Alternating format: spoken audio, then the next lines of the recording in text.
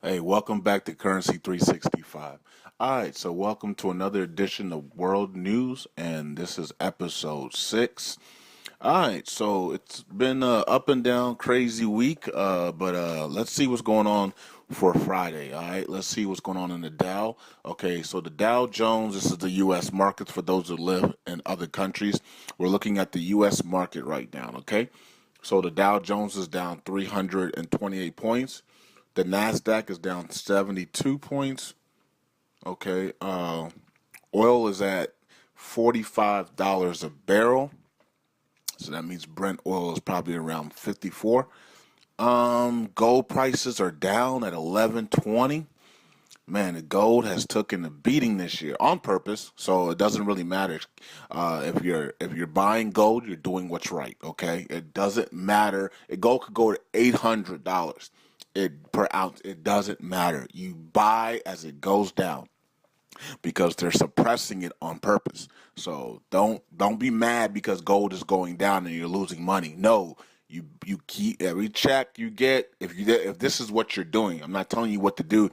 I'm just saying if this is what you're doing, don't be mad at yourself that you're buying gold and it's dropping and you're losing money. It's on purpose. That's the reason why it's losing money. Okay, so in the new system, you're going to see it absolutely explode. Okay, same thing with silver. Some of you guys are frustrated that silver it's low and you haven't made any money. Don't worry, just keep doing what you're doing.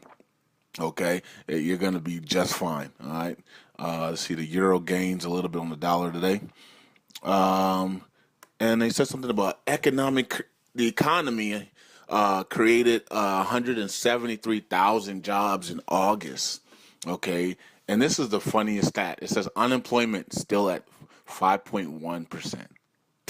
There's no. Oh, you know what? I'm not even gonna get into it. I'm not gonna get into it.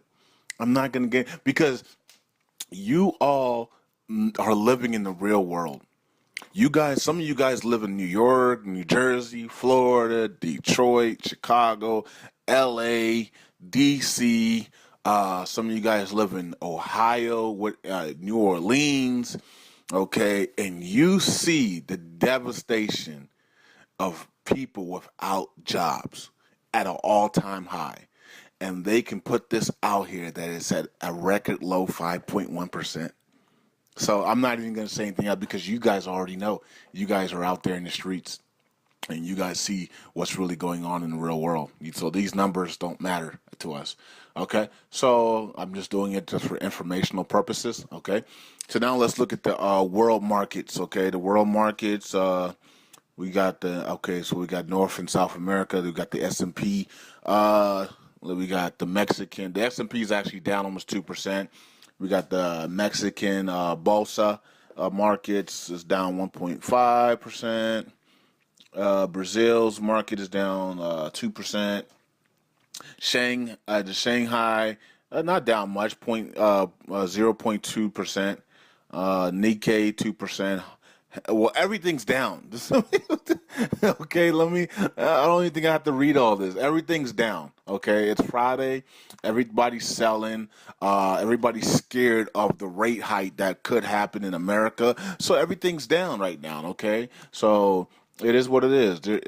And you know what? The rate hike that might happen, if it does, look, we don't expect it to happen. We expect Janet Yellen and the Fed to continue to talk about this rate hike and never do it until maybe 2016. But we're living in September. We're in September. We're in the month that everybody has been anticipating to be the most historical, prophetic month of all time in our lifetime to date, okay, because we do have way more things that are going to be coming in the future that are going to blow our minds, okay, but right now September is supposed to be that month, so we could see a surprise rate hike that shakes up the whole entire world, okay, so we don't know, okay, but right now I don't see anything, okay, but Janet Yellen could surprise everybody and rate hike, and that could start the domino effect that we need as holders of the dinar and other currencies. That could be the event that we need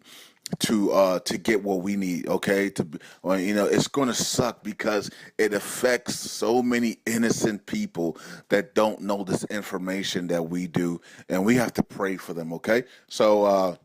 If that does happen, it's going to hurt a lot of people around the globe, okay? Because America's economy and America's stock market affects everything. So, and the little people, the less than 1%, which is us, are going to be the ones, okay, with the halo on top of our heads, because we're going to be the ones that knew it was coming and we were prepared for it, and we're going to benefit mightily off of it. Okay, so it could happen in September. Anything can happen. Okay, so but we if it takes the rate hike to get what we need to do, then it is what it is. Okay, but I think Iraq needs to do what they need to do because Iran is coming onto the market. Okay, it shouldn't be because America's going to rate hike and devalue the dollar in the future. It should be because Iran is your competition and they're about to get very rich and powerful, and you need to step your game up before they take you over. Okay, so that should be their motivation, especially your body, and that's why the reforms need to get done and need to happen, and they need to do what they're supposed to do. Okay, so enough of that. Let's go back into the bonds, okay? But first, let's see this. Qatar follows Saudi Arabia by issuing 4.1 billion in bonds to cope with budget deficits due to low energy prices. Basically, due to low oil prices. Okay, some of these countries call it energy.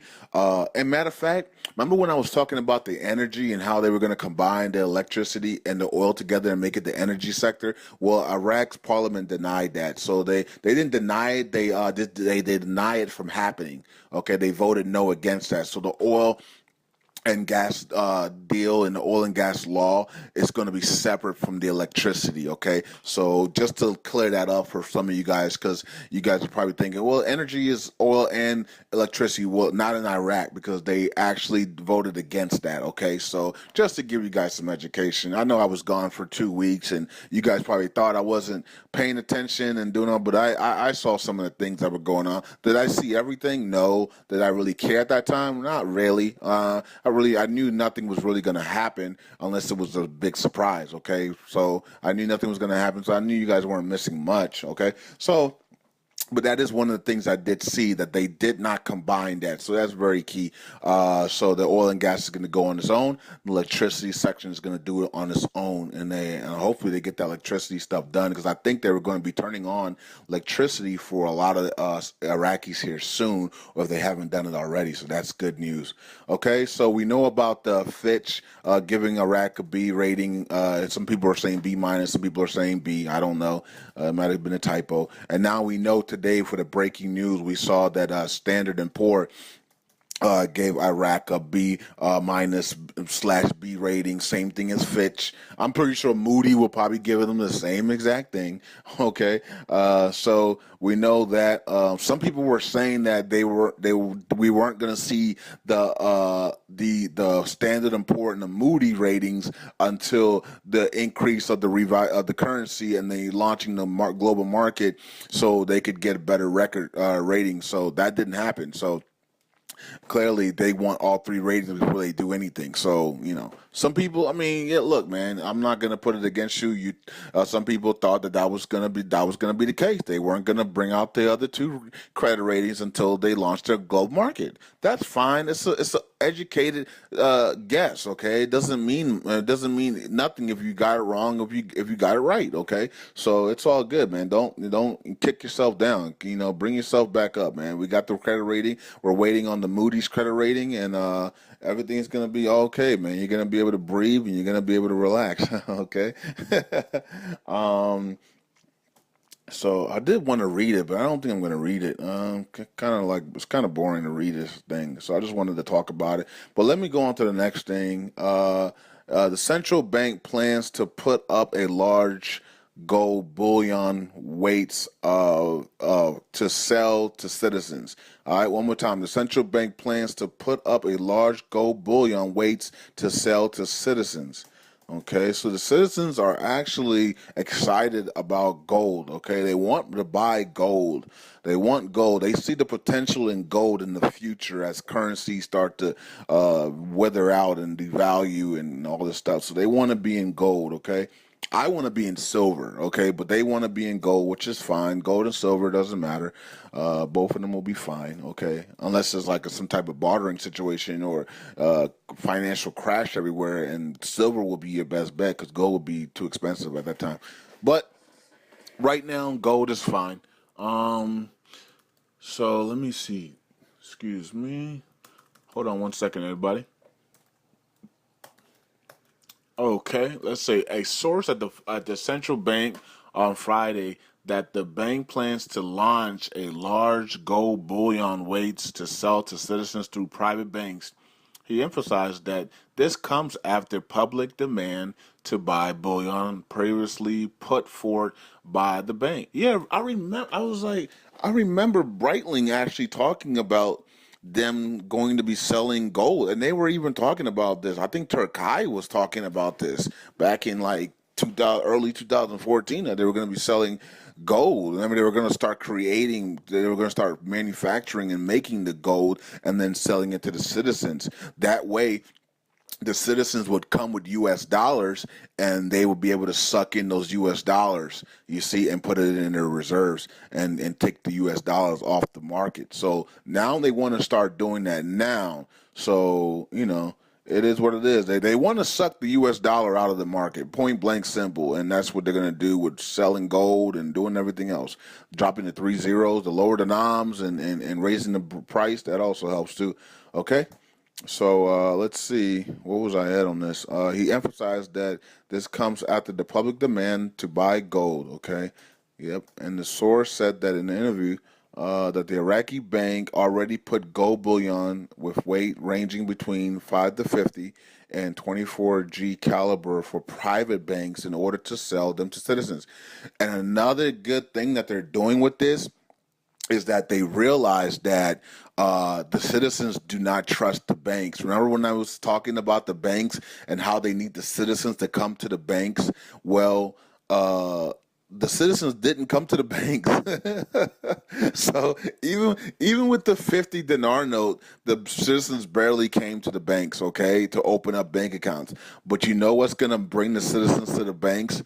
When you sell gold only from the banks. So the private banks and the public banks are going to have these gold bullions, and the citizens are going to have to open up accounts to get these gold bullions. So that's genius right there. So I praise Iraq for that move, because that was a brilliant move, and that sounds like a Dr. Shabibi move. That doesn't sound like a lack move at all.